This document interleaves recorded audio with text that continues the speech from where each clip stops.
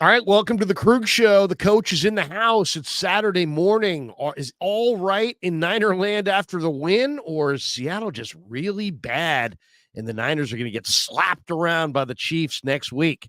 We discuss it all next. Join us.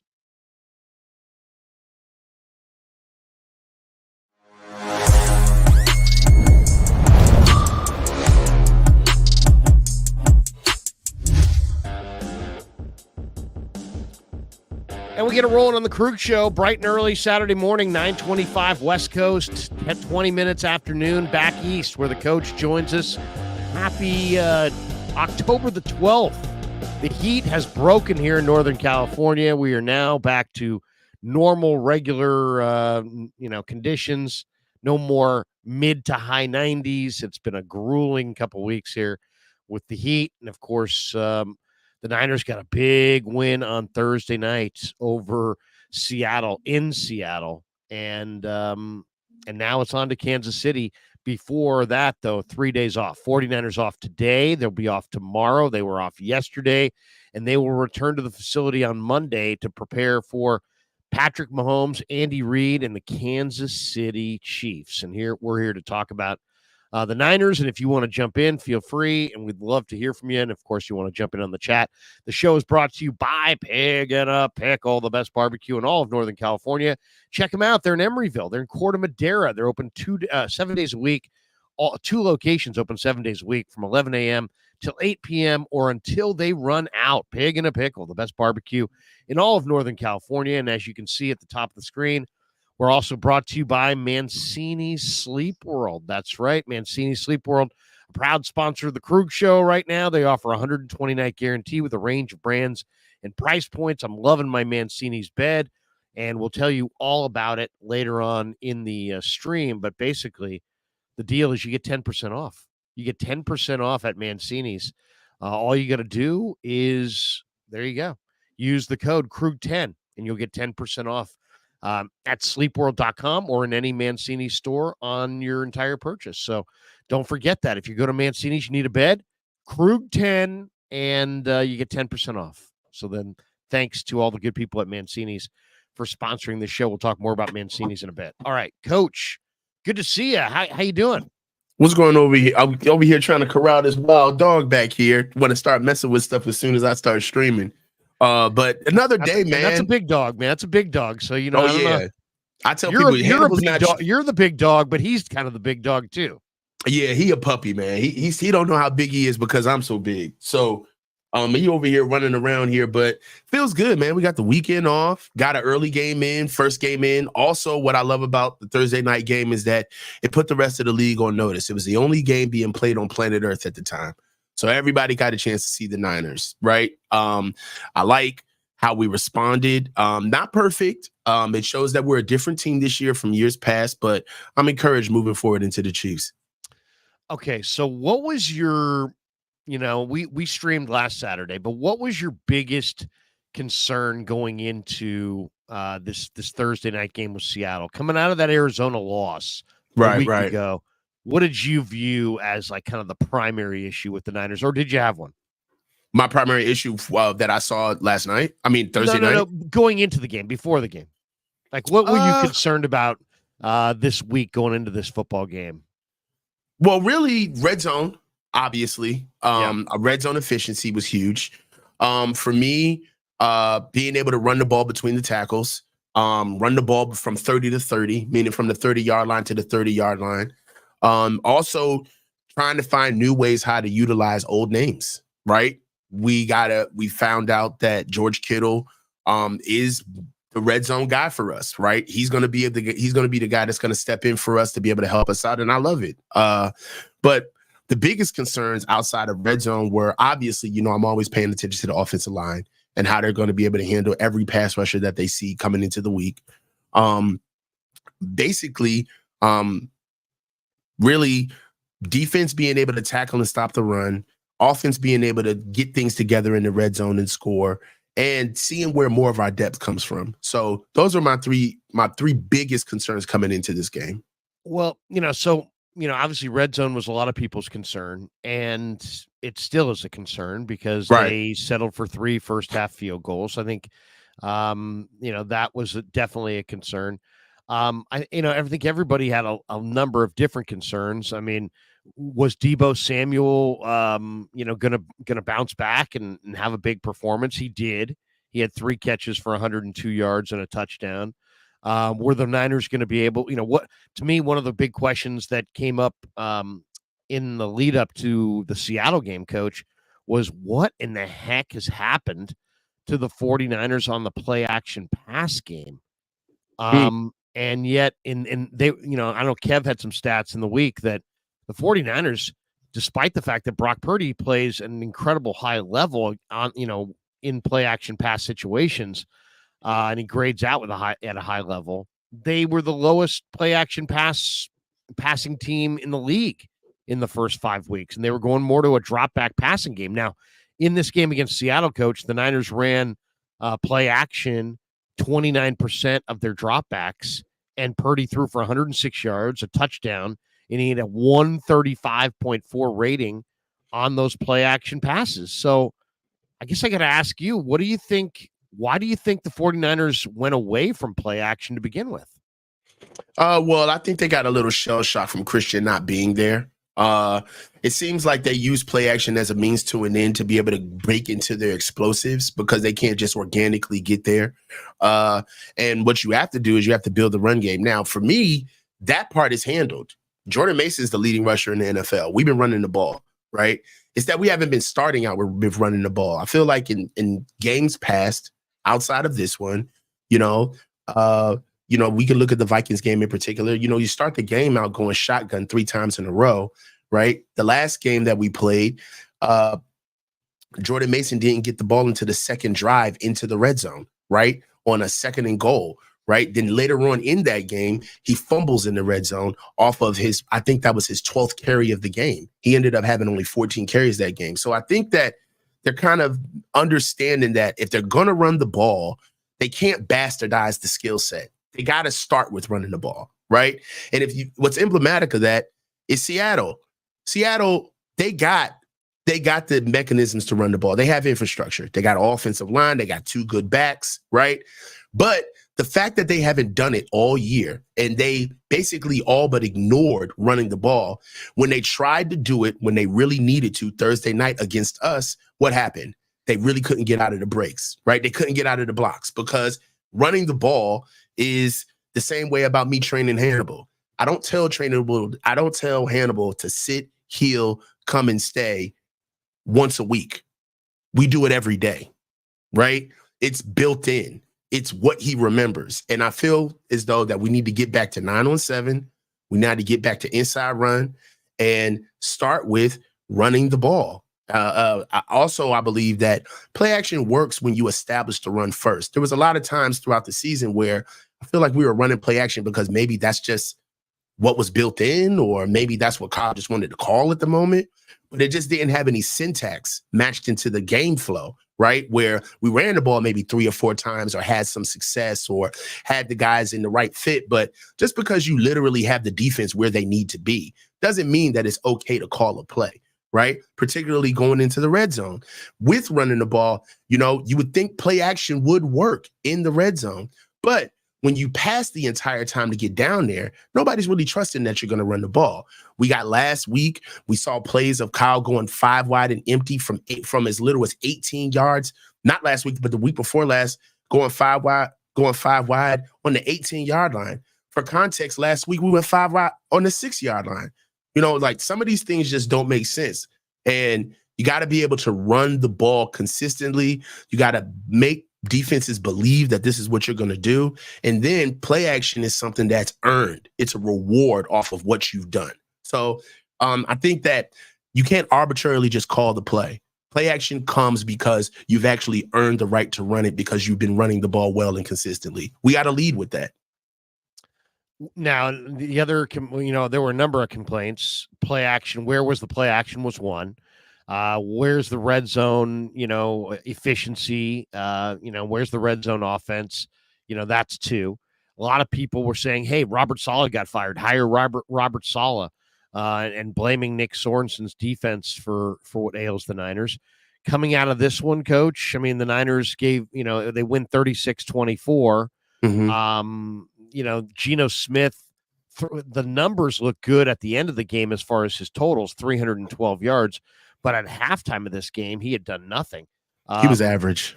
Yeah, I mean, but I was looking at the numbers at halftime, Geno Smith was 9 of 18 for 109 yards and a pick.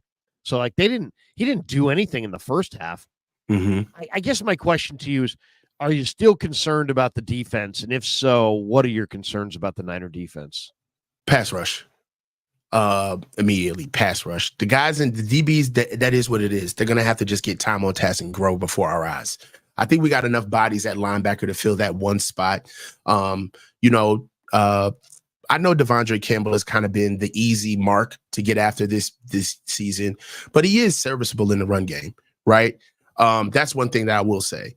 Another thing about the pass rush is that you just got to figure out where it's going to come from outside of Leonard Floyd and Nick Bosa. We need some interior push, right? Last week, we didn't get that much interior push on Geno Smith, but we got a lot of pressure.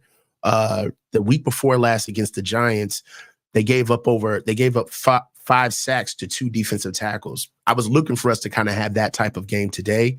I mean, on Thursday night, we didn't necessarily see that.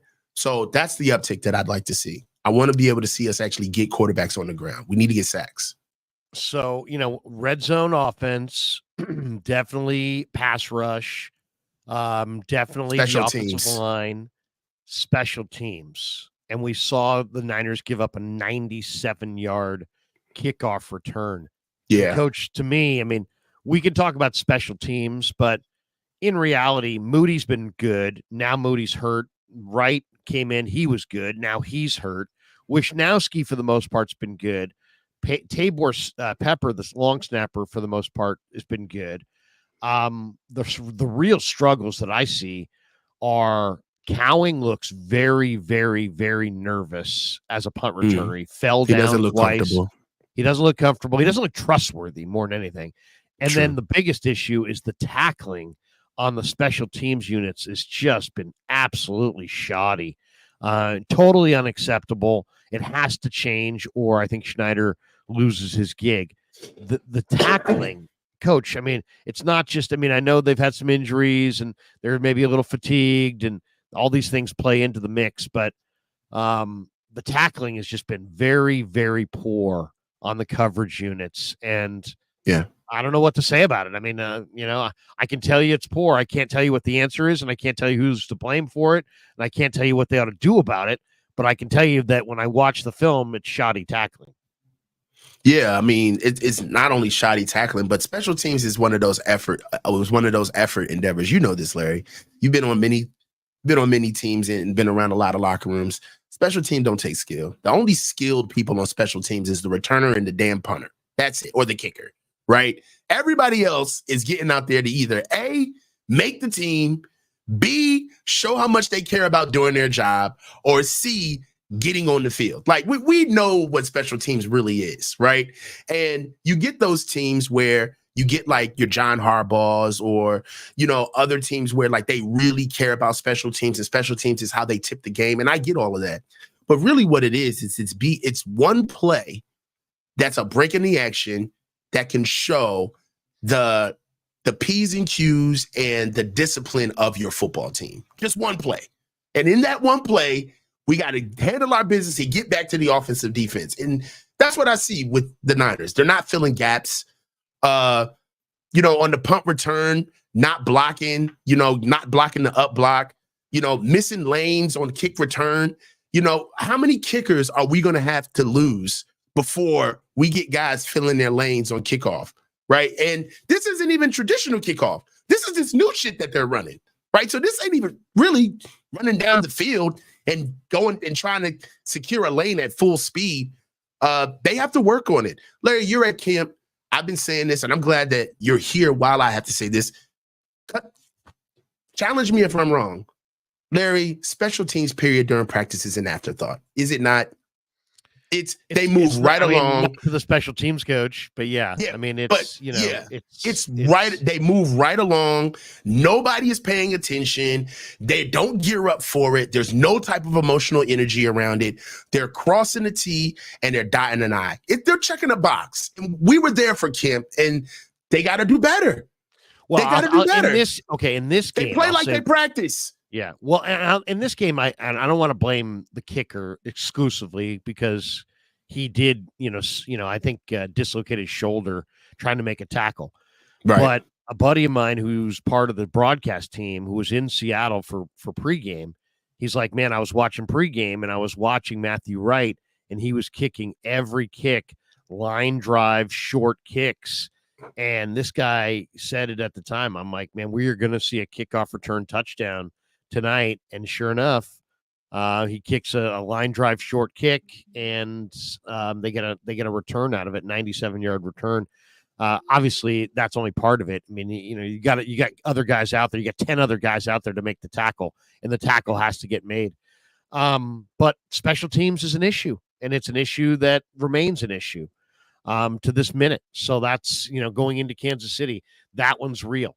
I mean, some of these things are real, some aren't real. We're going to find out which ones are, which concerns are lasting concerns and which concerns are passing concerns. And you know what? They solve them, I mean, and any one of these concerns could be solved. One of the things I saw in this game that I really liked is that when Seattle put the extra guy in the box, the Niners still ran the ball. We still ran the ball. Thank you. We didn't run away from it. Yeah.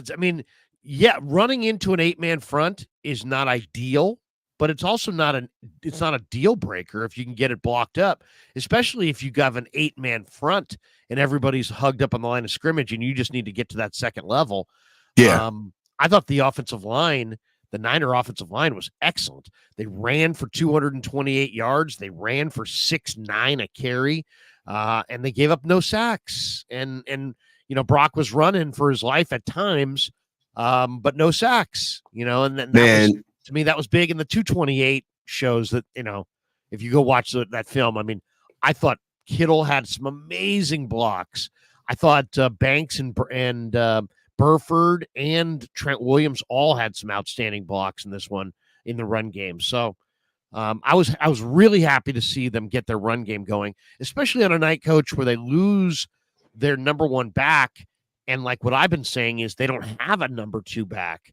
And you know what? Garendo looked really raw until he busted one, but Patrick Taylor looked pretty good. And maybe they do have a second back. Maybe they'll be okay without Mason and McCaffrey for a little bit of time. What do you think? Yeah, the Niners have been doing a phenomenal job up front. I mean, listen, when they do bad, I dog them. I don't hold back. But when they do good, you got to love on them. The offensive line has been doing, they're quietly one of the best units on this team right now, as far as consistency is concerned. They've given up 12 sacks throughout the season. And in one game, that one game surpasses for 50% of their sack total. So they gave up 6 sacks in one game, and we already knew that those 6 sacks against Minnesota were shoddy. Outside of that, they gave up no sacks last week. They have the number 1 rusher in the league. They're top 3 in pass rush win rate. I mean, these guys are balling right now. And the highest graded player on PFF last week was Dominic Pooney.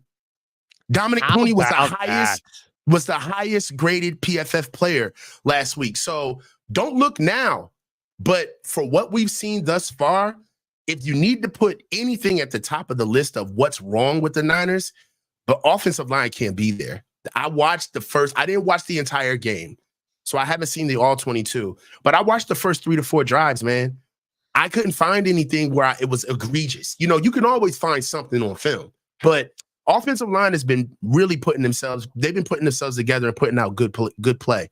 They've been decent. The one thing about the reason I love streaming with the coach, the reason I sought out the coach to have on a regular basis, and I told him last night in a text, is he's real and you don't pull any punches. And I'm attracted to that to that, to authenticity. I try to be authentic. I try to be authentic on the show, and I like authenticity in my guests.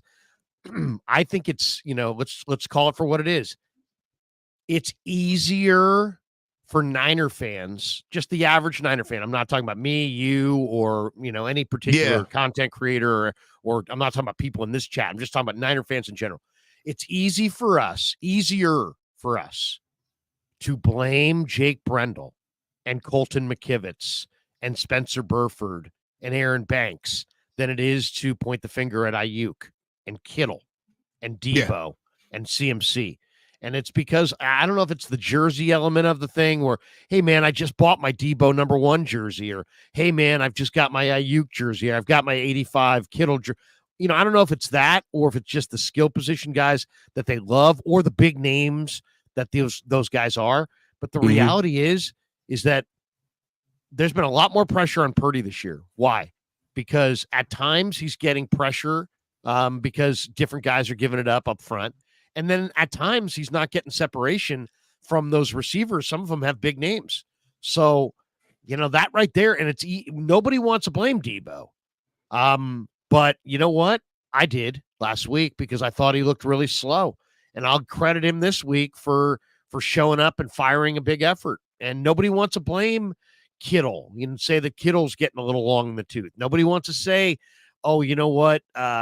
Ayuk's not getting open or whatever. Everybody wants to blame Brendel because it's easy to blame just, kind of nameless, faceless, second-tier offensive linemen than it is to point the finger at the stars on your team and the guys that you love, So I just wanted to make that statement because I do think the offensive line has gotten a little bit more they've gotten dragged a little bit more than they probably should have.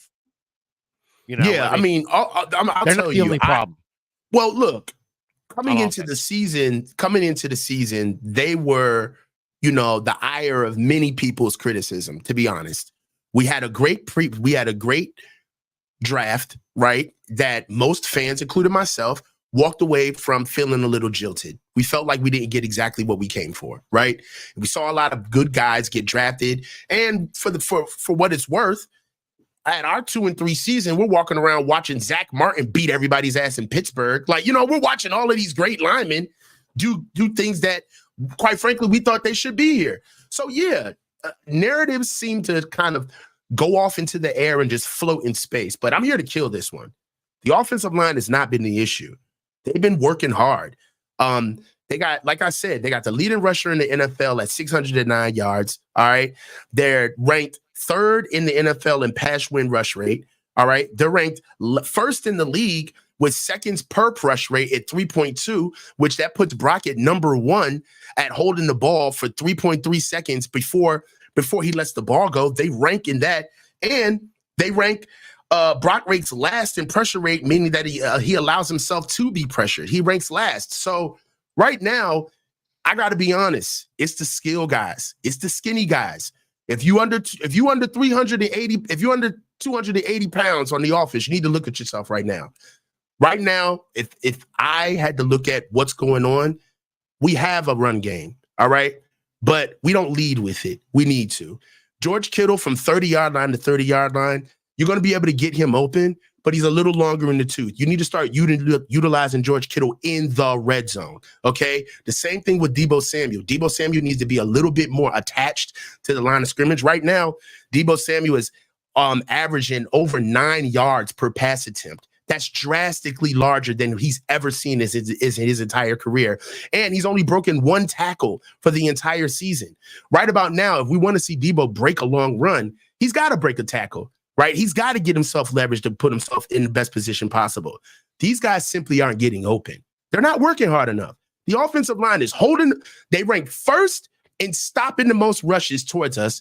We rank 1st in the most rushes coming against our quarterback. And our quarterback ranks last in how fast he gets the ball out. And on top of it, we got the leading rusher in the NFL. It ain't the O-line. It ain't us. The O-line has gotten better. Let's just say that. I mean, McKivitz had a bad game early. Banks had a bad game a couple weeks ago. Brendel had some, I thought was really bad in a couple games early. but it's smoothed out a little bit. They've stayed with it. I think they're improving a little bit. As far as Brock's role in this whole thing, I don't blame Brock for holding the ball, and I don't blame Brock for taking those sacks. I mean, when your guys aren't separating, you can either throw 50-50 balls and take chances of picks, or you can run and hold the ball and try to recreate and see if you can shuffle the deck a little bit and guys can work themselves open. I think that's what's going on here. I don't really see the separation, and so I don't see the first, the first play that's called in the huddle. I think when he goes to that, if he looks for that read often is not there. We'll get into Brock in a minute, though, because I do want to get your thoughts on Brock on a couple fronts.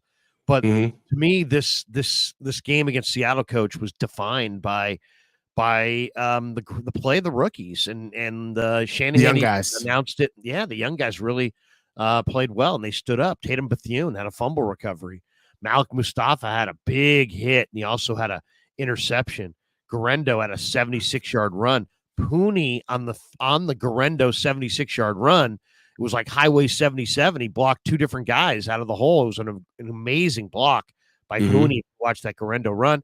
And then Renardo Green, coach, probably had the biggest play of the game. I mean, it was 23-17. They're driving down for the game-winning or game-leading score, and Renardo steps in front of DK and makes that pick and then returns it. And that was a gigantic play. So I guess I got a couple questions for you. One of the questions I had going into the Seattle game was, about Mustafa. And one, do you consider Mustafa? I know it's sacrilegious to say this, but is it possible that he's an upgrade on Hufanga, that he's possibly better than Hufanga? That's one. And two, do you believe that he can cover down the field? Because, do the Niners have two strong safeties? And Mustafa's really a box player, just masquerading as a safety down the field? Or do you believe that he's got coverage ability? And I mean, he had the pick. He ran out of bounds, but he had the pick. I don't know. I mean, I still don't know. What do you think? I mean, I haven't studied the all 22 on Mustafa yet. I'm going to in the next day. But where are you with Malik? He's obviously a really special kid. He's an incredible hitter, and he's got a nose for the football. What do you think of him as a deep middle kind of a guy, as a free safety? Can he play that deep middle? Play him. Go with him. Play him. I agree. It's week 6. All right. We're moving in. Huff, we love you, but you're not ready. You're not back. All right. We seen the film. Right now, the way all of these guys got their name is exactly how Malik Mustafa is getting on the field. He got thrusted onto the field with an injury, and the rest is history. And all of a sudden, we just run with the guy until we see no more growth. Right now, he's a rookie. He needs to be developed. All right. And yes, even though he's not as good as Talanoa Hufanga in pass defense, he's going to get better. And I think that he has the tools to be better. I think he's faster than Talanoa Hufanga. I think dare I say it, he's a little bit more of a physical hitter than Talanoa Hufanga. He pops off the screen a little bit more. And I want to be careful with my words because I really do respect Huff. I respect everything that he's done for us. But that ain't it. What I saw with Malik Mustafa against the Seattle Seahawks on Thursday night was kind of like the first, flashes of that Niners speed, right? That swarm. Remember the swarm year where everybody understood that, hey, man, it's 11 hats on the football. Everybody's coming to close out on the ball, no matter what. I'd much rather get a late hit than no hit at all. And Malik Mustafa gives me shades of the type of defense that we're accustomed to seeing around here. Not just in execution, because you're going to make mistakes, and that's what coaches are for, but in play speed, team speed, bring it down the hill. Like, I'm telling you, there's a human element to the game where if there's a guy like that back there who's going to come down into the box with reckless abandon and sacrifice his body to stop you dead in your tracks, that translates. And I'll tell you, they tried to get it going.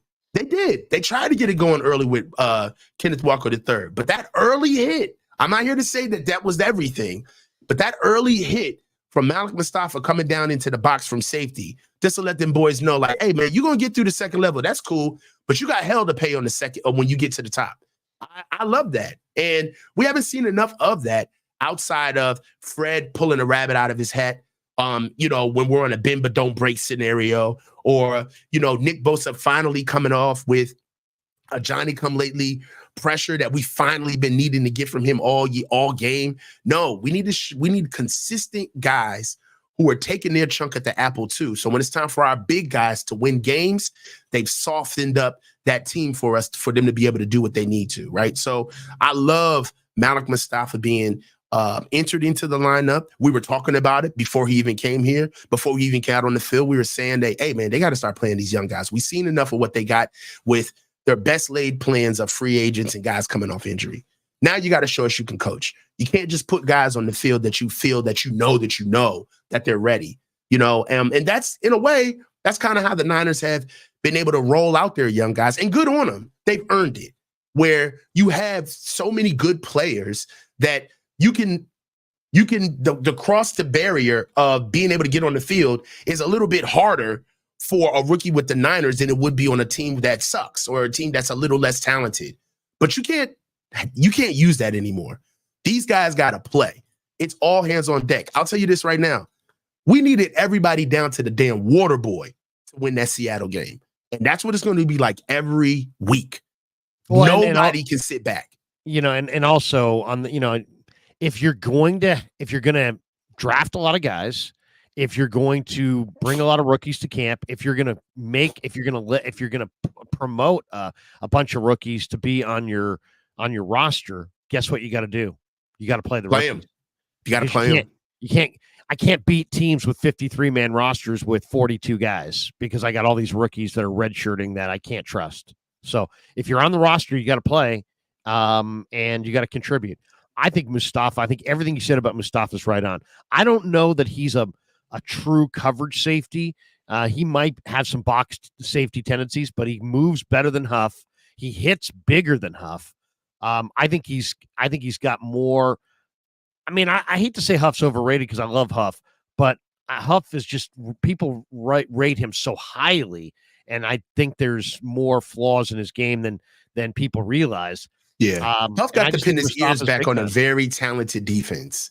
They kind of just let him loose when he got here, and the defense was remarkably talented when Huff first got here. So there was opportunities for him to just pin his ears back and be instinctive. And you know what I mean? And I love Huff. It's not here to say that he's overrated, but as the team has kind of regressed to the mean a little bit, you need plus players, not additions. You need guys that are actually going to be, how can I put it, foundational pieces to the defense. Yeah, you need to keep drafting pillars, not pillars. Just, yes. It's not about window coverings. You need foundation issues. You need a roof. You need a floor. You need walls. You need foundation things. Mm-hmm. You don't need, little decorative pieces. I mean, I think teams that win a lot and then get into the draft and like, you know what we really need is we need a third down receiving back that can, stop what you find that guys get old quick in the NFL. You need to keep building. It's like the Golden Gate Bridge. They paint it orange or red or whatever color you want to call it. They get from one end to the other end. Guess what they do? They go back and they start painting it again because the salt, eats it away. Well, it's the same kind of thing on an NFL roster. You got to build, and when you're done building, you got to keep building because somebody's getting hurt. Somebody's career is going to get cut short. Somebody, you know what I'm saying? You never stop building, and you got to look for building blocks, guys that are starters. I always hate when they're like, we feel like we can go with a punter. We feel like we're looking for this and a specialty piece. I need a blah, blah, blah.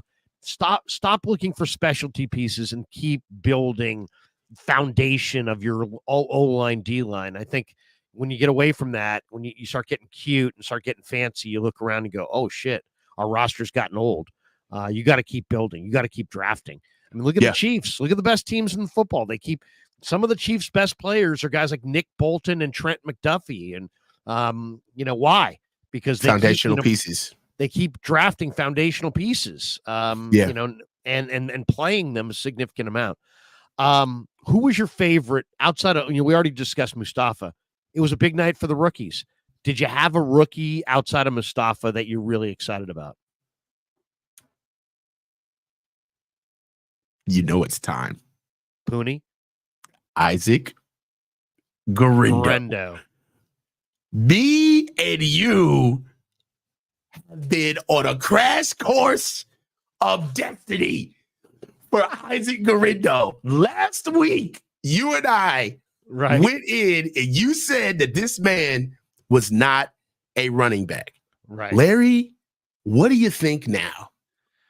I'm gonna hold by what I said, because I'm not saying that he's not a human being or that he can't play in the NFL. I'm just saying that there's running back instincts, and he doesn't have them. But it doesn't matter when you're that big and that fast, because let's be honest, I haven't seen more than 4 or 5 guys in my life that are this big and this fast. There's nobody.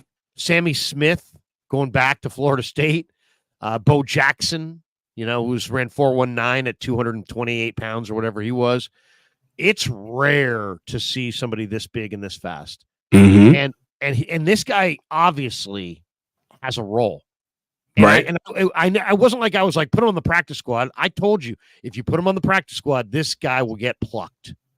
But he's also the kind of, what you've seen is what you get, which is you're going to get 7 or 8 carries that go for 2.5 yards a carry.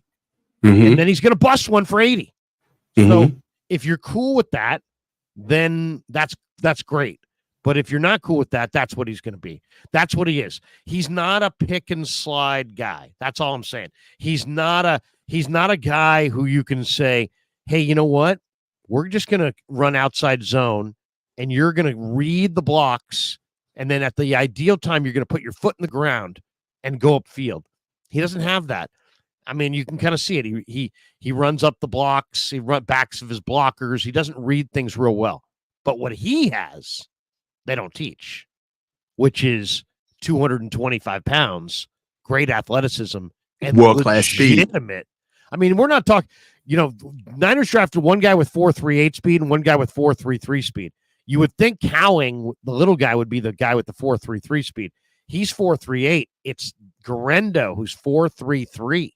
So he's a low 4.3 guy.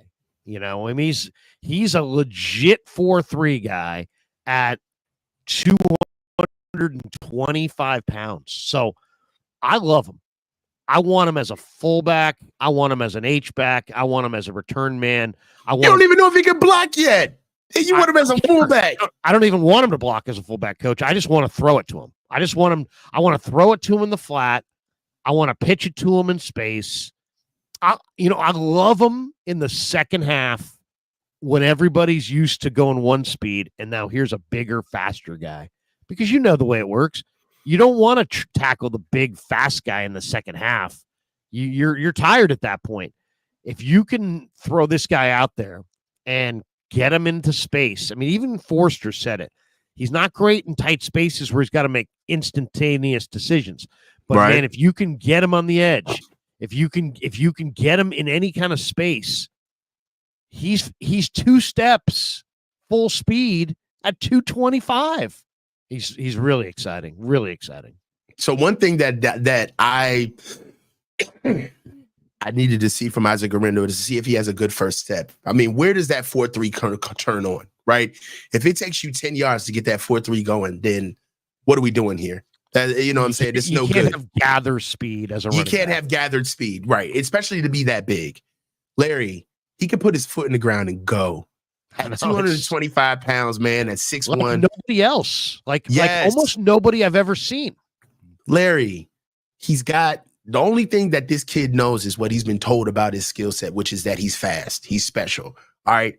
He's got to be able to trust his speed. One thing that I do like about him is that he's got acceleration, which has nothing to do with speed. He actually can call on that at will, which means that him not having vision, I feel like is him not understanding there's P's and Q's, brother. You got to be able to read the line of scrimmage. You got to be able to press the line of scrimmage before you can turn that thing on. The thing about you, dog, is that you can turn it on at any time you need to. So take your time. I saw that last week on Thursday. I saw that. There were plays where he was getting stuff. First play, he ran for 5 yards. He had a couple of good first down plays. Then he started running for 1 to 2 yards in the middle of those carries before he broke one. But what he was doing, Larry, is he was staying in his lane. He was not bouncing. He was staying in his lane. And I'll give you one other thing he was doing. He was keeping his shoulders square to the line of scrimmage. Yes. He wasn't turning, so he wasn't losing any of that power. So it's like now, it's like as soon as you turn, you lose all your power. He's maintaining that power, keeping the square. He looked right. really, really and for good. And that's in that run. That wasn't off tackle. I mean, that wasn't outside. That was right off between tackle. The guards. Right between the guard and tackle. Yeah, right between the guard and tackle. So that's what I loved about the run, is because really what we've talked about is outside zone stretch, get him outside, get him on the sideline, which is cool. And yeah, he could do that in spades. But what's special about that run to me is it drew syntax to our conversation on him not having vision. That was a vision run, and he didn't get touched.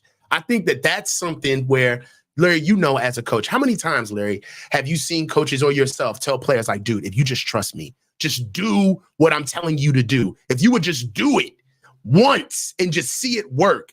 I think that run was a click of like, see what happens when you run your track? See what happens when you don't lean into your speed and you take care of your offensive lineman first? See what happens when you use your eyes and your steps the right way? Stay on your track, son. I think Isaac Guerendo is a player. I'm not here to say. What do you think of Boogie here? Jay Boogie. What's Boogie say? He says he's a Mostert with less skin in the game. I think he's talking about money, maybe. But I will say this about I do see. I wasn't seeing the Mostert comp initially. I do I'm starting to see the Mostert comp because he's a tough Invader 49er here. Guerendo's is tougher than Mostert. He's a bigger, more physical Mostert. He runs upright. He's got unbelievable speed. And he's about 20. He's about 20 pounds heavier than Raheem Mostert. Yeah. Right. And big. One thing that I will tell you is that Raheem Mostert ran upright. He was an upright runner. And he got hurt a lot. Yeah, but he didn't have the body mass of this kid too to be able to take that stuff. Just imagine if you gotten this kid to lower his pads by 6 inches. Just imagine how crazy that would make a difference in his game. So I'll give you the other thing, Coach, that I thought was super impressive in this game, especially when I did the rewatch. I did the condensed right after the game. I watched it again. The word's out that this kid puts it on the carpet. The word's out. Yeah, I've been hearing about that. And guys are coming for the football. Yeah. And yet he held that thing tight. I mean, really tight. See, a lot of times when you fumble, it's like you've just invited, it's like posting that you don't have your doors locked in your home. You know what I mean? It's like, what? They don't lock their doors, we just put it on a crime bulletin that blankety blank doesn't lock their door at night. Well, criminals are going to figure it out. When you don't, when you fumble, word gets out and everybody's going for the ball. And in this game, my goodness, the thing that really stood out is that the Seattle defenders were all going after the ball. I can't tell you the number of guys who put their helmet on the ball, hand on the ball, punched at the ball, grabbed at the ball. Even on his second effort, they're trying to reach in. They're not even grabbing him. If you look at they're going after the ball. At the ball. Yes. I mean, they're literally going for the ball. So he held up, and man, he held that thing so tight. If he doesn't turn it over, that's really all he's got to do. I think don't turn it over. You'll be fine. The cardinal sin. That's the cardinal sin to the run game, though, and that's the number one way for a coach to kind of shelf you as a running back if you can't protect the ball. They can full stop. They can literally take everything you do good and throw it in the trash can because you can't protect the ball. So, yes, I will agree. If Isaac Guerendo is a liability in protecting the ball, we can't use him. We can't. You can turn a whole game around. right? But that was growth, man, on his part. Vision, Because Bobby T got to him and said, hey, look, this is your reality now. They're going after the ball. So he was banking on it. He was expecting it. He was waiting for it. He was prepared for it. you talked to him about this? Well, no, I didn't, because the game was in Bring Seattle. that up to him when you see him again. I'm going to bring it up to him. But I mean, there's no doubt. Just I can tell just by the way he held the ball in the early games and the way he held the ball in this game that he knew they were coming for it, and they came for it, and he was ready for it. So that was great to see. I mean, that was real coaching. That was Bobby T getting in his ear, going, "This is what's going to happen to you, and we need you. So you're going to play. It's not like we can banish you to the bench. We need you." The other thing is, Coach, they got an incredible performance on the ground, and they did it despite the fact that nobody got more than 10 carries. 10 for Garendo, 9 for Mason, 4 for Purdy, Beautiful. 5 for Taylor, 4 for Debo, 1 for Juice. 33 carries at 6.9 a carry, 228 yards. Yeah, we're traveling with the run game. We still got good bones on this team, man. We're okay, but they just got to switch some things up. Isaac Garendo, he can get taught vision, right? Bobby Turner can put vision in him, and it's not literally him seeing the hole, but it's the infrastructure and the technique that he has to follow, which will give him vision. It'll fall into where he's supposed to be, right? Your first step is your read step. Your third step is your cut step, right? You got to press the line of scrimmage. You have to press play side to the stretch and tackle, right? Which is Trent Williams. These are tenets and rules that all running backs in this inside and outside zone scheme have to utilize, because it gives you what? Built-in vision. You see the cuts. And even if you're following the technique and you can't see it, do it anyway. It will open up, right? Don't trust your lion eyes. Trust the technique. And I feel like Isaac Garendo, as a young player, when you're young, what do? You see, then you do, right? That's how you play. You see, in the league, you can't see it first. You just got to do it. You got to go with the technique. And I think that's his biggest issue, is that he wants to see it first before he goes and does it. That was Trey Lance's issue. He wanted to see it first. And it was like, dude, you got to let the ball go. You can't wait. Isaac Garendo's got that issue, but I think it could be fixed. It's the word we're talking about is feel. You just have to feel it. You just have to feel it, and you just have to go. You're right. There's no time. You just have to go. You just have to. You have to go, and you have to make decisions while you're moving. Brandon Simmons says, "Coach and Larry, can you teach vision, or is it something that you have?" I think it's something that you have, but it absolutely can be improved upon with good coaching and reps. Yeah, you can teach vision. Reps. Yeah, you can teach vision. Absolutely. Yeah. But body lean and all those things so many things of a running back you're born with. Like you see, there are kids that just try out for freshman football, and you're like, oh, they just got it. That kid's the running back. Yeah. Where other kids, you're back, oh, he's fast or he's athletic, but he's not the running back. Yeah. And I'll give you that. Isaac Garendo lacks feel. I will give he lacks but he's feel. So fast and he's so big that we'll work on it. We'll work on it, because what he's got is so special. Dazza says before the big run, Garendo was 9 for 23 yards. Exactly. That's what it's going to be. It's going to be ran into a wall, got a yard. Oh, but guess what? Now we got halfback toss. One guy slipped down, and this guy went 85 yards for 6. Yeah. And that's what it's going to be. It's going to be kind of like that. And I'll live with that. And I think they will too, because he complements what they have. He's a change of pace. Let me ask you this, Coach. If Mason is out for an extended period of time, he's got an AC joint sprain, and it's probably pretty painful. I think he'll probably be ready to roll by Kansas City, because it's 10 days away. Kansas City. Yeah, he's got time. Kansas City. But let's just say he wasn't. Mm-hmm. Who would you want it? Would you go to Garendo? Would you go to Taylor? Would you activate Keyshawn Vaughn? Would you try to make a trade? Is there a back out there? And we're going to get to this before the end here, the trade deadline. But is there a back out there that, on a practice squad, Gore's kid, is there a rookie, a trade, is there somebody in the league on a bad team, a back, like Tyjae Spears on Tennessee, or is there somebody out there that you're like, hey, you know what? Go get that guy. No, I don't see anybody outside the building yet. I mean, there was one, and we're playing them next week. So, I wanted Kareem Hunt. I wanted him immediately. As soon as the CMC news started surfacing, we talked about it on the show. Man, Kareem Hunt, go do that right now. Go get this kid. But, alas, we moved on. I like what we have in the building. Call up Keyshawn Vaughn. One thing that I did see early on is that you're right. Isaac Guerrero was 9 for 23 before he broke his big run. And they're trying to get him acclimated. But what I did like to see is them finally get Patrick Taylor Jr. going. I don't want to see him outside the tackles, right? That's a veteran who knows how to hold on to the ball. Let him deal with that inside stuff. Give him the inside zones and the body on bodies and the 3rd and 1s and the 2nd and 1s and 2s. Give that stuff to Patrick Taylor Jr., right? We need to kind of bring back the ghost of Jeff Wilson Jr. and Patrick Taylor Jr., right? They're both juniors, right? But the short yardage runs, the runs where we need to be able to keep our thoroughbred running, those are the reps that we used to give the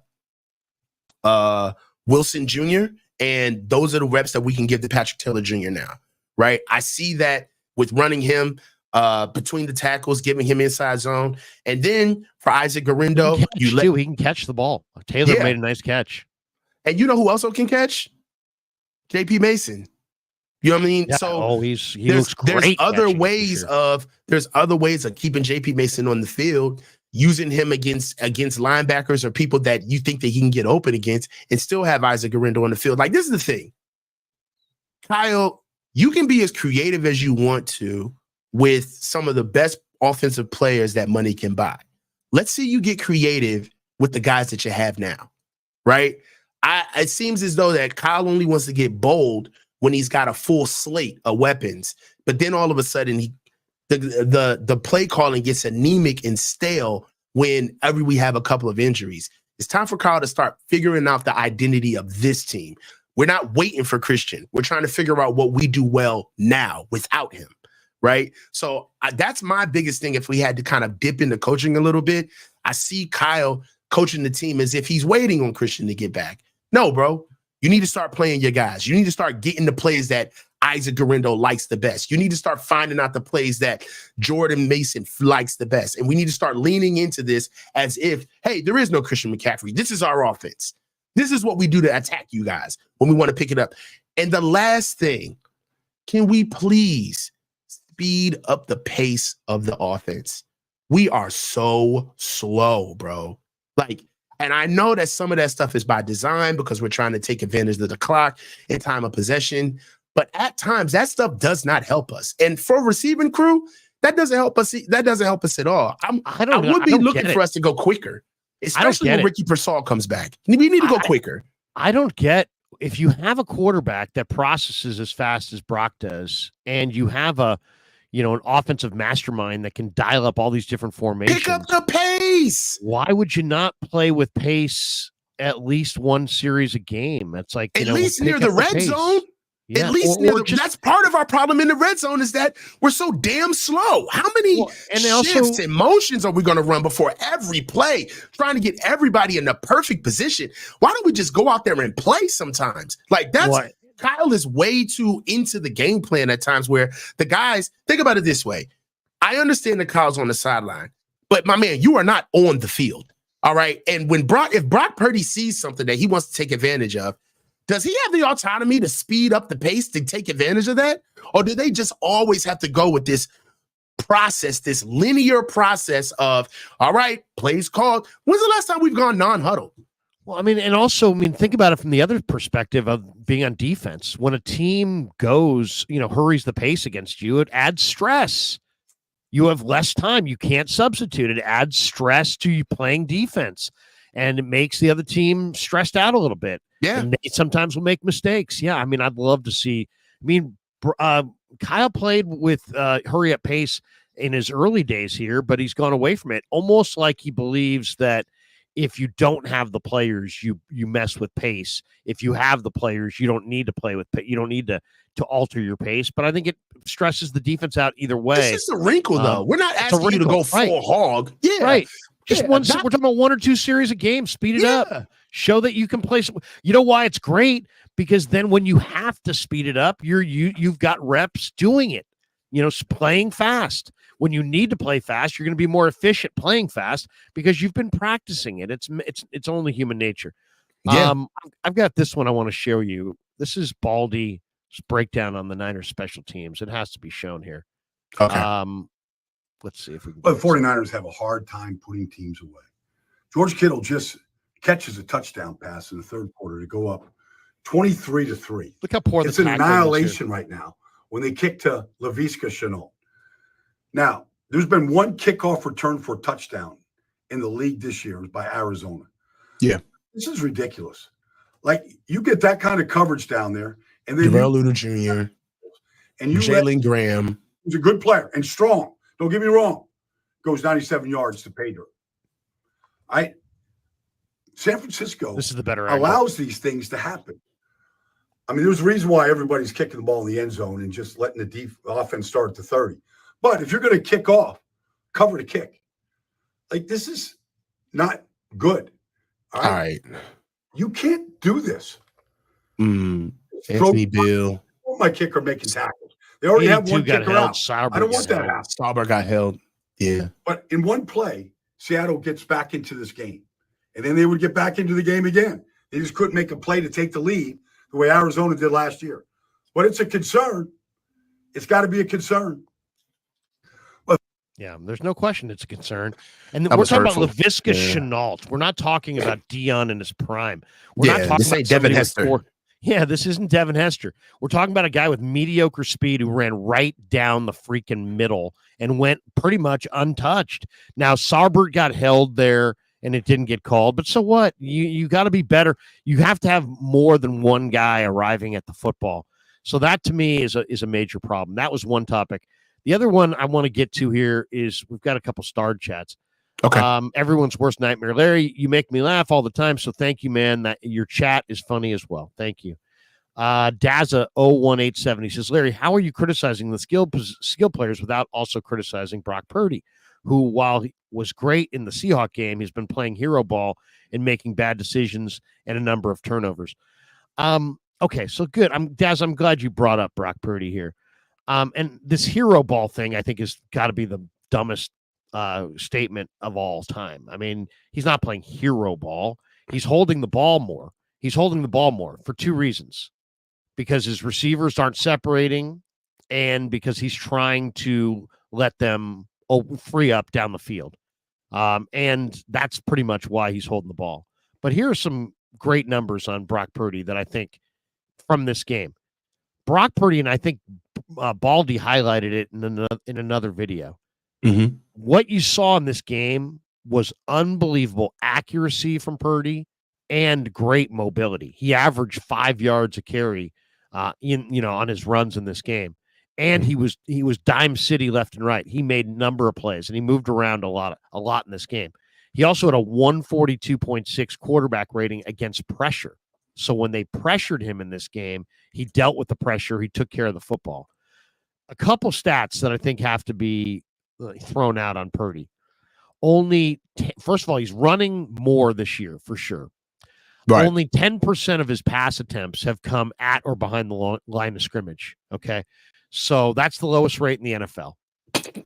Only 31% of his yards this year have come from yards after the catch, the yak. The old saying was, hey, Purdy ain't doing it. He's just throwing it 5 yards and his receivers are doing all the work.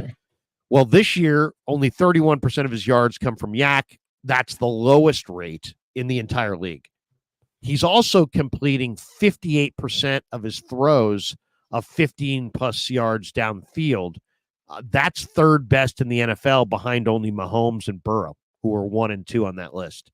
And if you go back to week 14 of the 2022 season when he had his first start against Tampa, from that point to today, with Brock Purdy at quarterback, the 49ers offense, number 1 in the NFL, most points per game, 29.3. Most yards in the NFL. So they're number 1 in both total offense and points per game at 400 yards per game, 400.5 yards per game. and number 1 in the NFL in most yards per play, 6.6 yards per play. That's what he's done since he's been the quarterback of the 49ers. Let me ask you something. Yeah. What are you seeing out of Debo this year? I see a guy that's in shape, but has lost a lot of the hip fluidity and lateral agility. So he doesn't really have a lot of, east, west, or make you miss or anything like that. I don't see any of that cutting ability. He's in good shape, so it's not like he's out of shape, but he's lost a little bit of his route running ability. He's never been an awesome route runner, but I think he's even worse of a route runner now. Because I just don't see, I see him rounding into cuts and rounding out of cuts. But I still see a guy that, is a great competitor and wants to win and wants to lead. But he can only do so much at this point as he gets older. Has he officially lost a step? I don't know if he's lost a step. I think it's more about the route running ability. I don't think he's got the agility and the footwork and the stop and start and the quickness. He's lost a little bit of quickness. He's still like a load to bring down with 3 steps. But what I also saw before this game that was different in this game is that on his running plays coming into this game, Coach, he was 15 carries for 34 yards on the year. So he wasn't getting anything done. And if you go back to those runs and isolate them on the film, what you see is that he's running a lot on his running plays. He's running east-west almost exclusively parallel to the line of scrimmage. He's not getting the angle that he used to get on the runs, which was a total north-south kind of an angle. And so he's not that downhill power runner when he's running east-west. The same way we were just talking about, you lose power when you run, when you turn and run to the side. From the line of scrimmage. We're talking about keeping your shoulders square. Well, he's the king of that. He's been turning, and on his runs, he just runs for 1 yard. He gets knocked out of bounds. He's not beating anybody to the edge. He's not cutting and going upfield. So to me, in this game, on the couple of the runs, they got him at an angle where instead of running east-west, he's more bellying and like going towards the line of scrimmage. And I think that's advantage Debo, because then you take advantage of your heft and your power. Yeah. I like him. I mean, I still think he is going to have a good rest of the year. But, I mean, he took a ton of abuse in this game the other night. But I was just going to say about Brock, it's amazing. It's like they couldn't beat Seattle when Russell was there. And then Russell left. Brock came here. Brock reminds me an awful lot of Russell. And now he's 5-0 against Seattle, including the playoff start, with 9.8 yards per attempt, 11 touchdowns, 2 picks. The average margin of victory is 13.6 points per game. Brock Purdy owns Seattle right now. So the only thing I would say about Brock is I don't think he was playing hero ball by holding the ball. I just think that nobody's open. And what are your options? Throw 50-50 balls, take sacks, or run around a little bit. And he's trying to run around. And when you run around, guess what? You're going to run into a sack. You're going to run into a turnover. And I think that's also been his problem in the red zone, is that he's run more this year. And I think it's impacted his clock, and that red zone clock has to be even faster. And his clock is actually slowed down a little bit. And in the red zone, you can't have a slow clock. Otherwise, you're a step behind. And when I asked him about it this week, I mean, I'll give him credit, man. This guy did not run from it. He's like, yeah, I need to be better in the red zone. I need to get my processing faster. I need to quicken my pace. I need to be more aggressive. He wasn't like the line or my guys or Kyle. He took the blame himself and was like, I need to be better. And I you know what? I don't think it's for effect. I actually think that he does need to be better in the red zone. And I think he's just owning it. Right. That's good. I mean, I think that I'm looking for a little bit more from Debo this year. He's supposedly came in the best shape of his life coming into this year. And with 32 targets for 335 yards for the season, he's averaging about 43 receiving yards a game, on top of the long of the 76 that he just got. I mean, his catching percentage is at 62%. And for right now, out of the receivers, which is Juwan Jennings, Brandon Ayuk, and George Kittle, he's third lowest with only 10 and a half yards a target.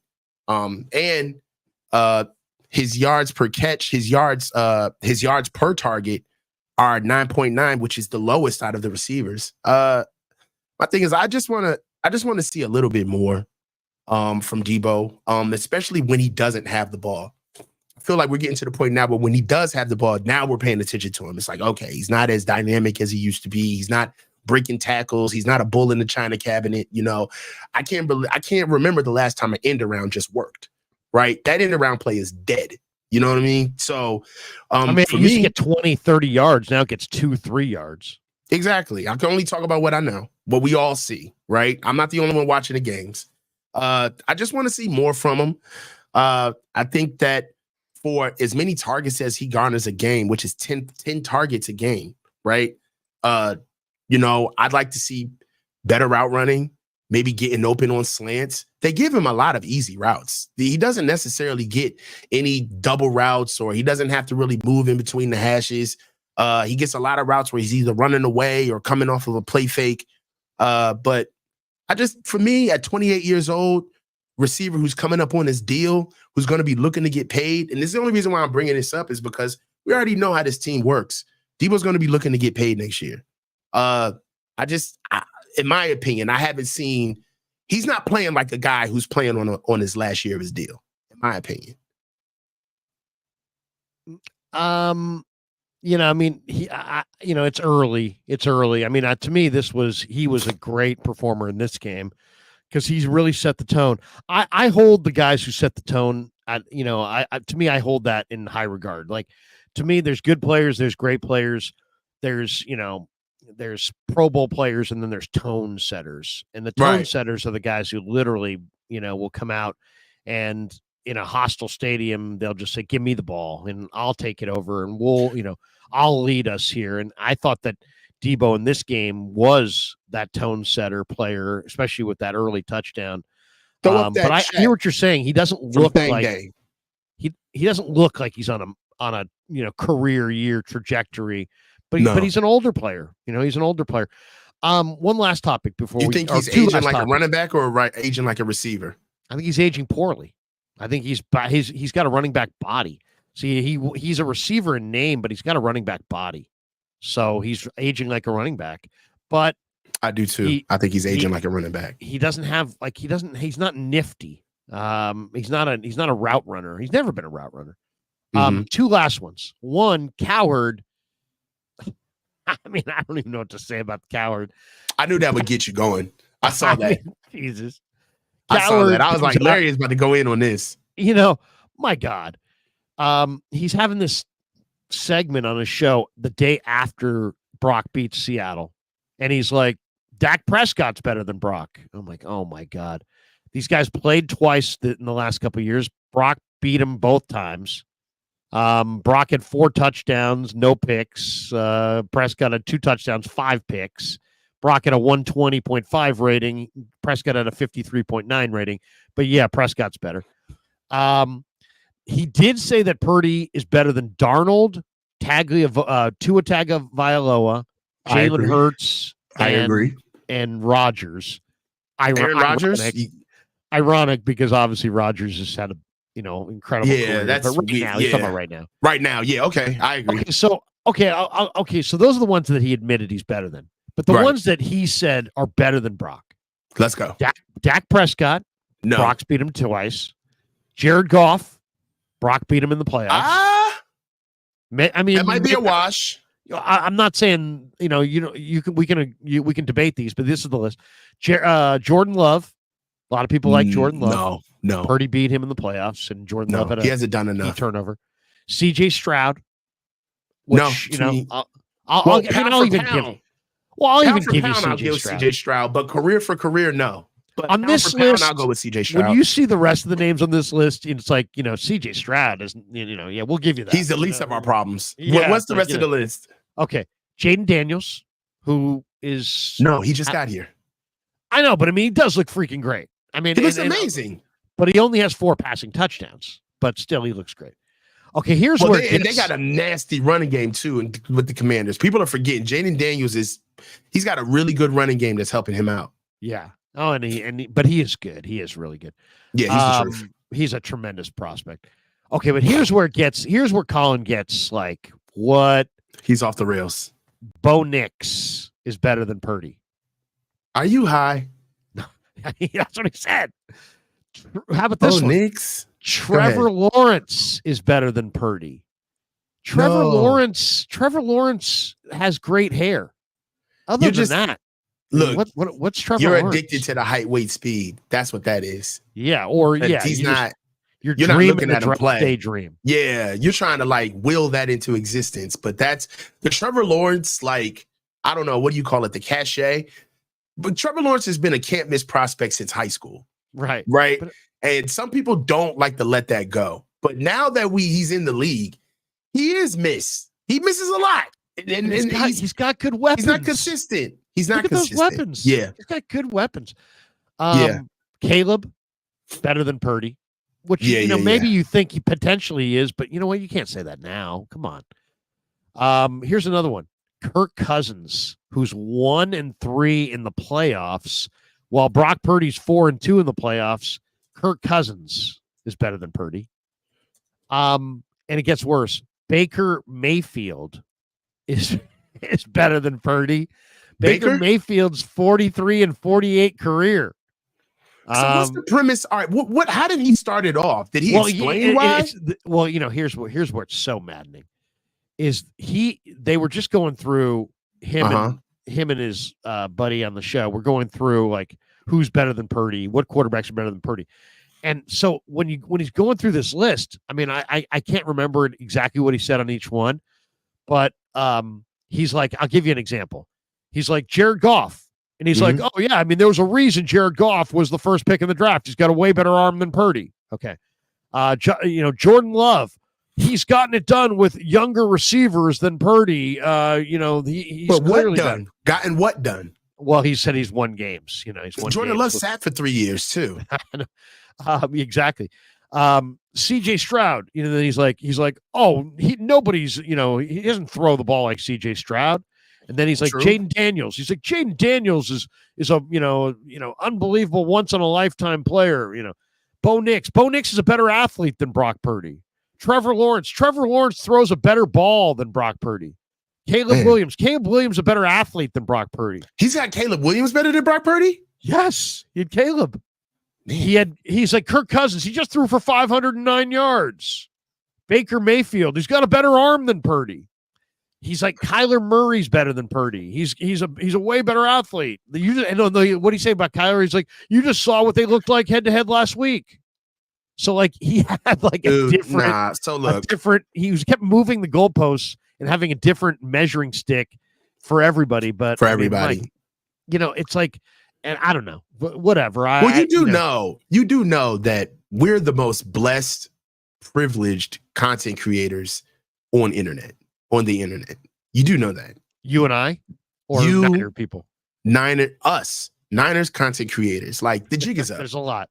We have the most like responsive, engagement-worthy fans in the NFL. People know that if you bring up the San Francisco 49ers and you're talking out of school in any type of way, you're going to get a response. Clicks.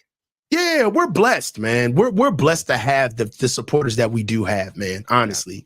Yeah. And I think, if I'm being truthful, I think that a lot of these 4-letter network guys sit back and on the low, they're asking, like, how are these guys getting this much fucking traction? Like, we went in on this. Let's talk shit about their quarterback. Like, because some of this stuff just doesn't make sense. It doesn't make sense at all. So the truth is that we've got a robust market. We care about our team, literally every facet. Larry, how many shows do you talk about the Niners and you don't get any traction? We could talk about film. We could talk about rookie minicamp, injuries, coaches, games, post-game, preseason. Anything we talk about when it comes to the San Francisco 49ers, we get blessed with the response of the supporters. People want in on that, man. So they're going to say whatever they want to. It's just the truth. You're absolutely right. Before I want to show you one O-line film, and then I've got one last question, and then we'll jet. But we want to tell people we're brought to you by Mancini Sleep World. They're a proud sponsor of the Krueger Show. They offer 120-night guarantee with a range of brands and price points. With Mancini's, you get free next-day delivery. Click the link below or go to sleepworld.com. Find a bed that works for you. I'm loving my Mancini's bed. It's absolutely outstanding. And here you go, bottom of the screen. Use the code KRUG10 to get 10% off, whether you're shopping online or visiting in store. All you got to do is use the code KRUG10, and you'll get 10% off your purchase. That's right. That means if you go buy $3,000 worth of mattress stuff and pillows and all kinds of stuff, you're saving $300 just simply because you typed in Krug 10. So we're helping you out. Krug 10, you'll get 10% off in store or online at sleepworld.com. Thanks to Mancini's, by the way, for being a proud sponsor of the Krug Show. All right. Coach loves O-line play, and I got to show this because I think this is one of my favorite. We got some O-line stuff. Let's go. Yeah. This is the Poonster. I thought you mentioned Garendo, and so let's get back to Garendo here. And this is Garendo on the touchdown run, and you see him down the sideline, but let's back it up. And you're going to see Dom Pooney, big number 77, and he is sitting here. Here's Garendo in the backfield. Here's Purdy. This is Brendel. Look at his stance, bro. Look how rooted he is. And not only that, look how broad he is. Look how wide he is. That's what I'm talking about. Look how stout he is in his stance, bro. Look how much wider he is than McKivitz. Look how much wider he is than Burford. I mean, he's just this is a broad guard. He's a man, bro. Okay, so this guy, watch this. The stance alone. Watch this, Coach. You're getting now Garendo. You know, it's funny that chicks dig the long ball and they love the long runs. They remember the running back. They never remember the guard. We're going to highlight the guard. This is Pooney getting 2 blocks. Here we go. Let's go. It was a great night for 49er rookies.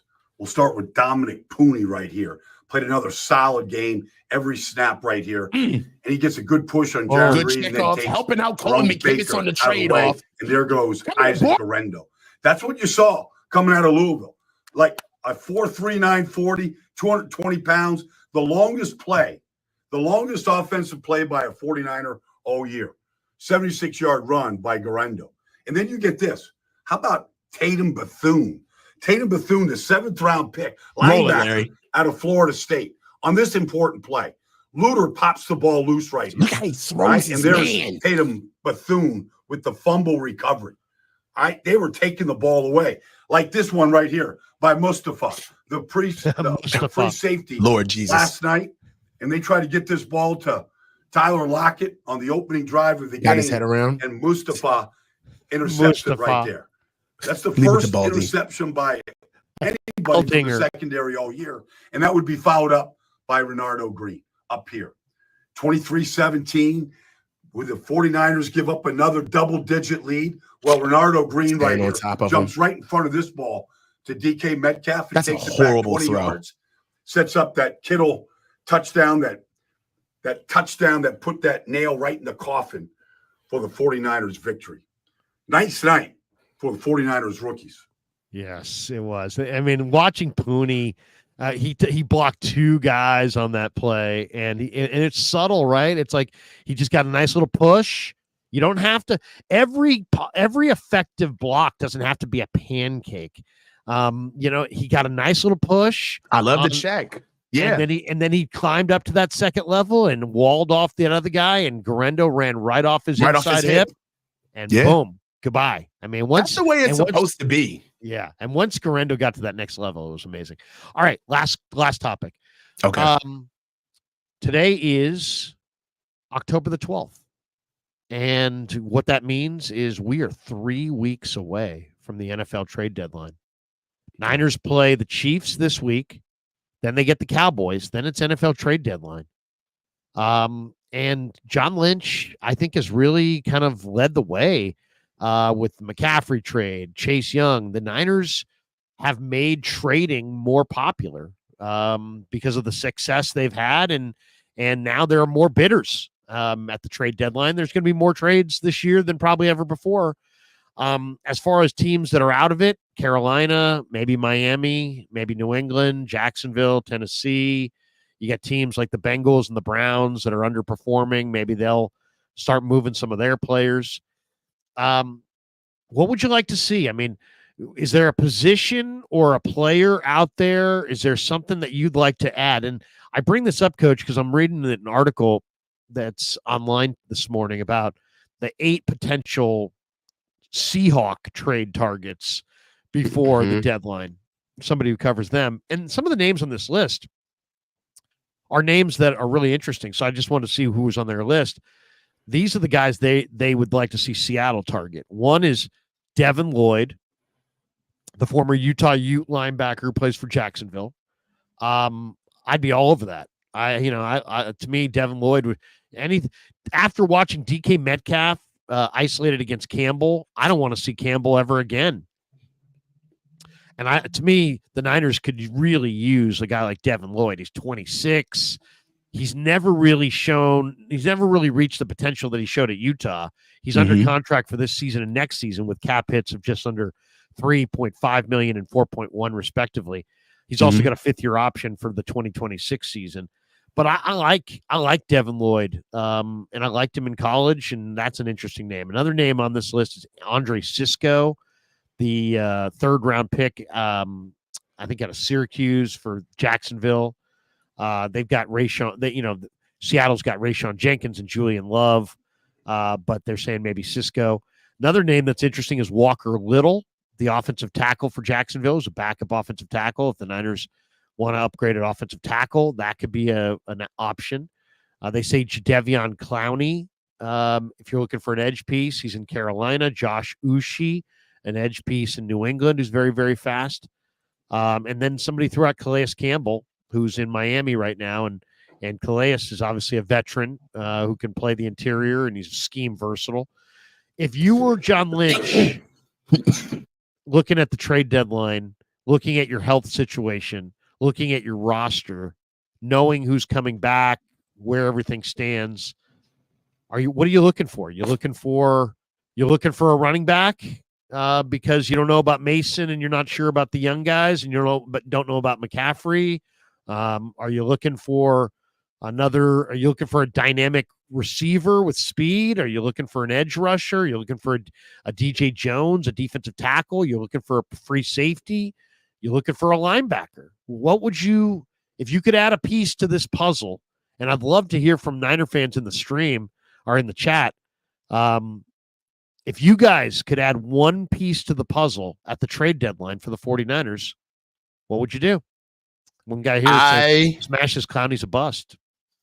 I would kick the tires on Azeez Ojulari out of New York. The outside I didn't even mention him, but that's a good one. Yeah, that's a really good one. Azeez Ojulari is somebody who I think could really help us out. At 6'3", 240 pounds, quick guy, can play in the backfield, also very stout in the run game. It's something that could really help shore up and be able to not only help out with Yatura Gross-Matos having a little bit of trouble getting back healthy, being able to spell Leonard Floyd, and actually also helping out Nick Bosa and being able to shore up a little bit more single one-on-one looks for what our defensive tackles in Malik Collins and Jordan Elliott.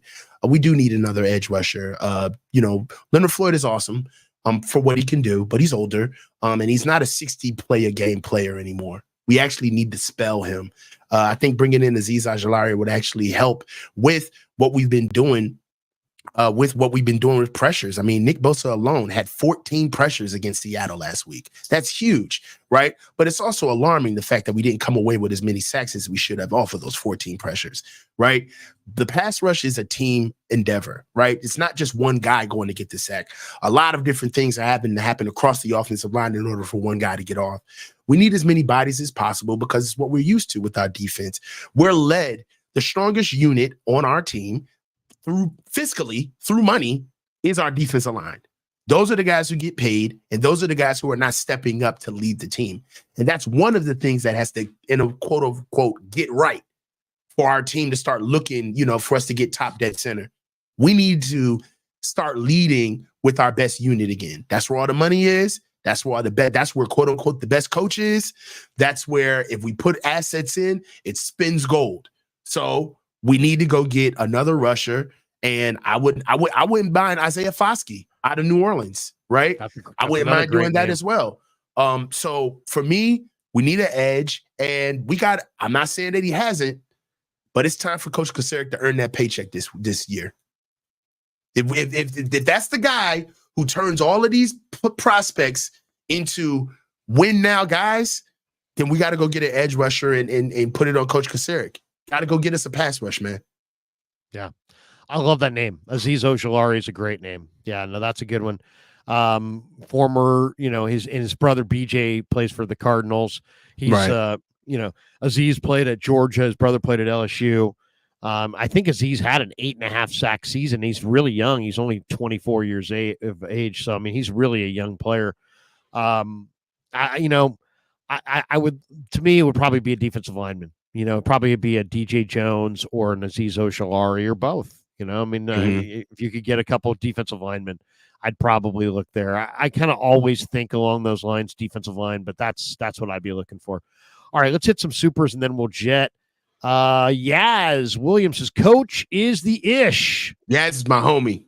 There you go. Yaz, me and Yaz, we go back. That's my dog. Danny Golding TV, new member. Always a little clap. Welcome, Danny. Members. Mongreen Acorn in the house. He says, where is the pump fake, flat swing pass or trips, left, right, pseudo quick pass, bubble screen to Garendo, wide receiver routes, also deploy the goddamn roster. I agree with this. Throw the ball to Garendo, though. He was a high school receiver.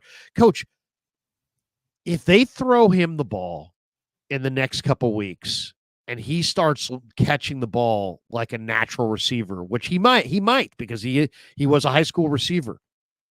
They may have the closest thing they've had to Ricky Waters since Ricky Waters.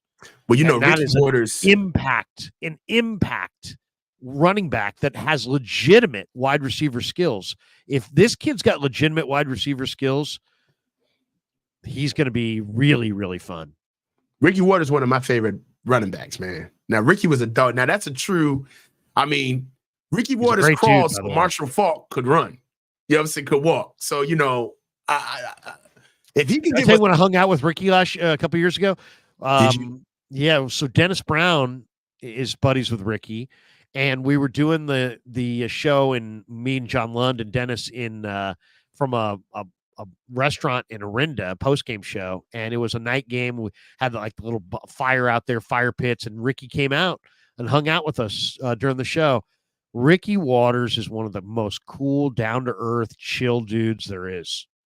Really, really cool guy. Seriously.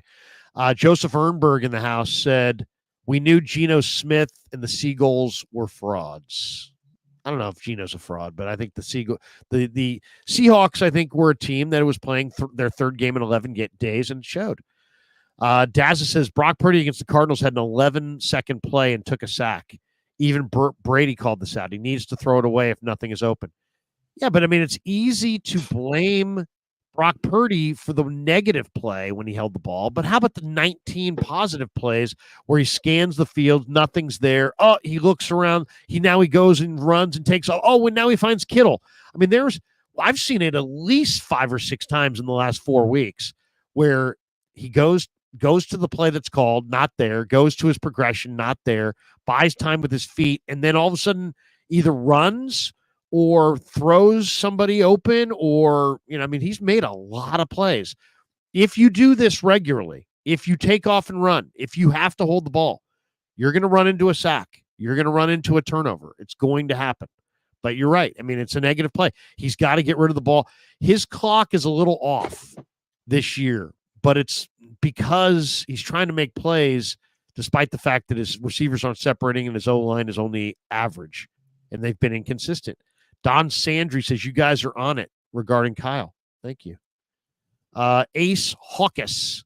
Brock should trust his protection and step up in the pocket as receivers are open in 3 to 3.5 seconds, avoiding unnecessary bailing. Mongreen Acorn, DJ Jones replaced Gravedigger and any stout defensive end left. By the way, have you noticed that since Hargrave left, the Niners seem better against the run? Better at running game? Well, better at stopping the run. They don't seem better against the run game. They are better at the run game, stopping the run. Yes. That was a bad decision. Stop the run, Larry. We know this.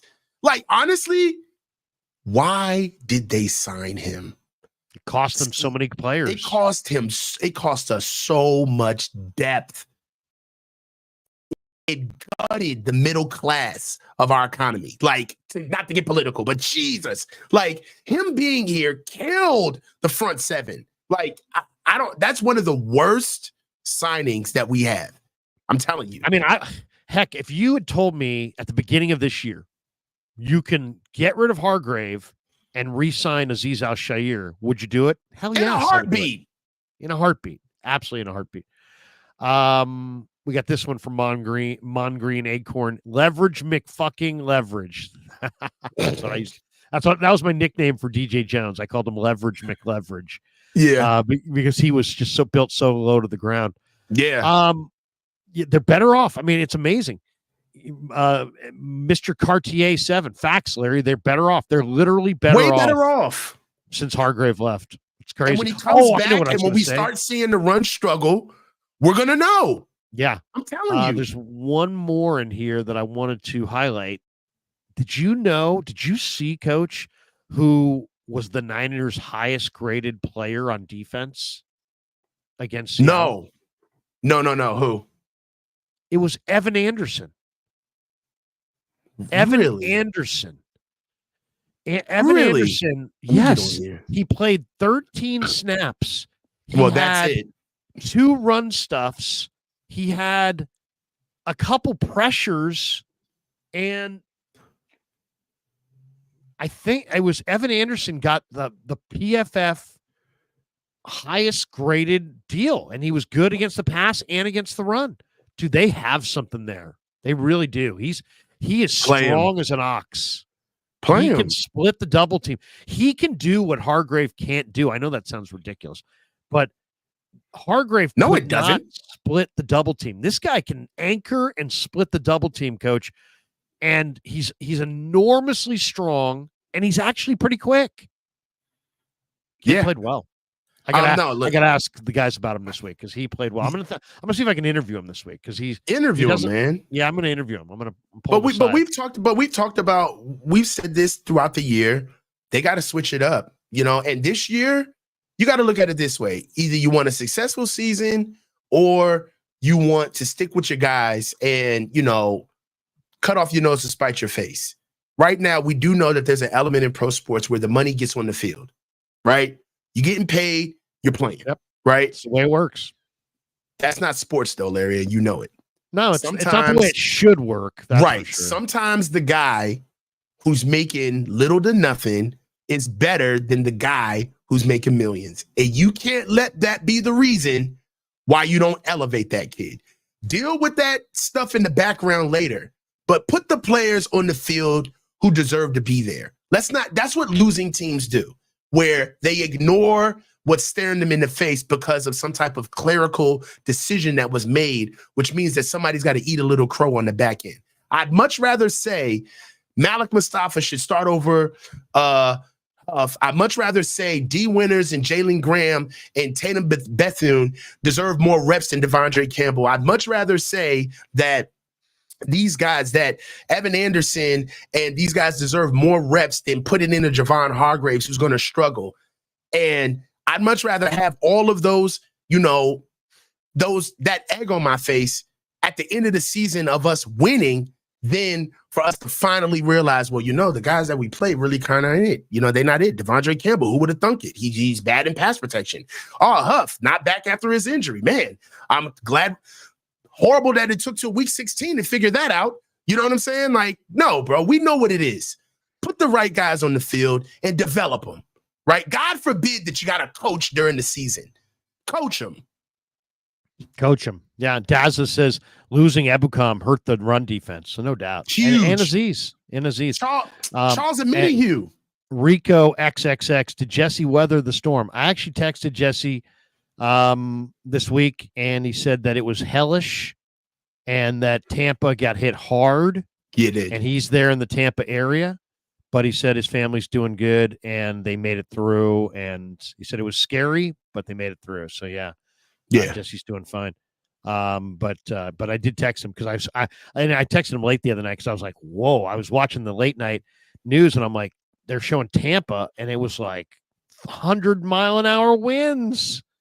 And I mean, 100-mile-an-hour winds. I mean, it's like, oh my God. It's a whole different ball game. Yeah. I mean, that is scary. Invader 49 says Larry said Anderson was a year away. Yeah. Well, no, I'll say this. He's a year away from, he's a year away from maybe being just the man, but this kid's got the skill set of strength, power, and quickness. There's a reason. Let's just say this. There's a reason that the 49ers gave that kid $280,000 guaranteed as an undrafted guy because they saw the potential and he is demonstrating that potential right now. And I can't wait for his future. He's getting nothing but better. Coach, I'll leave you with this stat. It's a scary stat at that, but it's a good one. Guess what Andy Reid's record is coming off a bye? It's crazy. This is one of the craziest. What has he lost, like 3 games? He's 32-6 after a bye week, 12-1 off a bye week with Mahomes. Well, it's gonna be a tough game. I want to win this game, but I don't want to sacrifice the season trying to win it. So, meaning meaning that if this game is a flat out laugher, sit guys. Okay. I don't want, it's okay to realize that we're not ready for them right now. That doesn't mean that we're not ready for them, period. But in my opinion, we just got out of camp. That's how I feel about this team. We just finished 6 games. We're out of camp. All right. The boys should be able to, we should be able to see exactly what this team can give us coming into the Chiefs. You've played 6 games. You got your feet up under you. Nobody should be out of shape. It's been over a month. All right. And we should be able to see how these boys play now. So if we get in there and, in the Chiefs, for context, the Chiefs haven't been lights out either, right? They're 5-0, but they've struggled. They've been worse inside the red zone than the Niners. Yeah, they've Niners struggled. Are 29th in red zone touchdown percentage. The Chiefs are 30th. Yeah, but if it's if we run into a buzzsaw, so to speak, the last thing I want is, this embarrassing thing where they feel embarrassed or they're going to keep all the starters out there. It's like, nah, if we ain't ready, let's live the fight another day. We got Dallas next week and then we got to bye. So I don't want to lose the war trying to win the battle, so to speak. It's not Super Bowl Sunday. It's not Super Bowl Sunday. And I know we have a tendency to feel like that because they're the Chiefs, right? They're our arch nemesis in for lack of a better term. So I want us to go out there and punch them in the mouth, but let's run the ball against these dudes, man. That's what I want to see. And I can't wait for it, man. I'm excited to see him. Oh, anytime it's, Mahomes and Purdy and Reed and Shanahan, Niners and Chiefs, and come on, it's always good stuff. It's always good stuff on Saturdays when the coach is in the house, and awesome. Good stream. That was fantastic. We're going to cut it right here. We're an hour and 38 minutes in. Hope everybody has a great Saturday. Coach, Bama is struggling again. They're at home against South Carolina. It's 14-12. 14-12 at half. At half, yeah, or it's now third quarter, 14-12. Clemson's destroying Wake Forest. You got to pick tonight, there's 2 big games today. You get Texas, Oklahoma, the Red River Shootout, Red River Rivalry, whatever you want. Right. It's in the Cotton Bowl. Oklahoma's 17-point dogs against Texas. Texas is 5-0. And then they're about tonight, to get ran. Who do you like in that game? Oh, Texas is going to run them boys like Kenyans. It's over. You like Texas is going to dog Oklahoma. And then the other one tonight I'm really looking forward to is the Buckeyes in Eugene. Both teams are 5-0. Buckeyes are number 2 in the nation. Oregon's number 3 in the nation. Buckeyes are 3-point favorites on the road. I like Ohio State on the road tonight. What do you think? I'm taking Ohio State on the road. You like Ohio State? Yeah. Yeah. They're just better. They're in a different category than Oregon, I think. It's a different level. Yeah. I don't want to disrespect Oregon, but this year it's levels. They're not the same caliber of team. They're not. They're absolutely not. It's not the same team. That does it for us. Have a great day, everybody. Thanks to Pig and a Pickle for being the title sponsor of the Krueger Show. Check them out in Emeryville and Corte Madera. Until next time. Oh, by the way, everybody, check me out at 1 o'clock today. 2 hours from now, I'll be on the radio on KMBR. We're going to look ahead to the Niners and the Chiefs. And Jeff Chadia, who lives in Kansas City, works for ESPN and done an amazing job covering Kansas City through the years. He's going to join me at 1:30 Pacific on KMBR, and we'll look ahead. We'll look ahead to Niners Chiefs next week. Coach, great stuff. We'll see you next week. Call-in show. Call-in show. What do you got? What time? Call-in show at 3 o'clock Eastern. So in less than an hour, we got a call-in show in 1 hour. I want you guys to come on in here. And then also, all of you that have been in here rocking with me on my live game shows, love you guys. I can't wait until the Chiefs game. So call-in show at the Coach's Huddle in 1 hour. Be there. There you go. Check out the coach. He's putting out outstanding content. He had a great post-game show. Have a great day, everybody. Peace. Go Niners. Yeah, never met a man I've been scared of. Careful, you gon' get exactly what